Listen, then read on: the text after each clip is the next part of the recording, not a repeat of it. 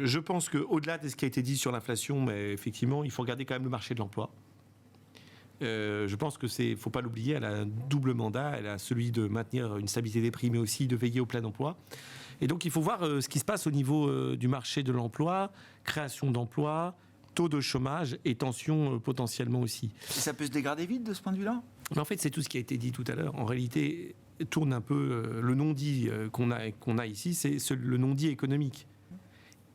Cet épisode, quelle trace va-t-il laisser sur l'économie américaine ? Personne ne sait. Impossible à savoir. Aujourd'hui, ce qu'on a vu, ce sont des indicateurs soft, des indicateurs de sentiment auprès des entreprises, auprès des ménages, chuter significativement. Et c'est vrai qu'avec le retrait et la pause et une partie de retrait des tarifs et le rebond des marchés actions, effet richesse, on peut dire s'améliore un peu. On peut dire ces indicateurs de sentiment, on peut s'attendre à ce qu'ils rebondissent fortement. Très bien. Mais est-ce qu'il n'y a aucune trace ? Est-ce qu'il n'y aura aucun impact de ce qui s'est passé ? Est-ce que le maintien quand même d'un niveau général de tarifs de passer de 4-5% à 12,5% en moyenne ne va pas créer quand même un ralentissement ?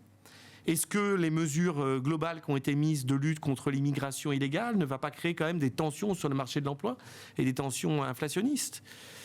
Tout ceci, nous ne le savons pas, nous ne le voyons pas encore. Donc on a juste des chiffres économiques qui sont des chiffres du mois d'avril qui prennent en compte des sentiments vraiment très mauvais, avec sans doute ça va rebondir de l'autre côté. Au niveau des tarifs, vous avez raison de dire ça n'a pas été pris en compte. Donc il y a un bruit énorme. En somme, pour prendre une comparaison, l'effet du Liberation Day, c'est un peu l'effet du Covid. Mais c'est comme si on avait eu le Covid 2025 et qu'en 3 semaines on avait le vaccin. Et que tout est résolu. Et alors, quel est l'impact sur l'économie ? Difficile à dire. Donc la Fed, elle n'en sait pas plus que nous. Elle a besoin d'avoir plus d'informations au niveau de l'inflation, au niveau des chiffres de l'emploi.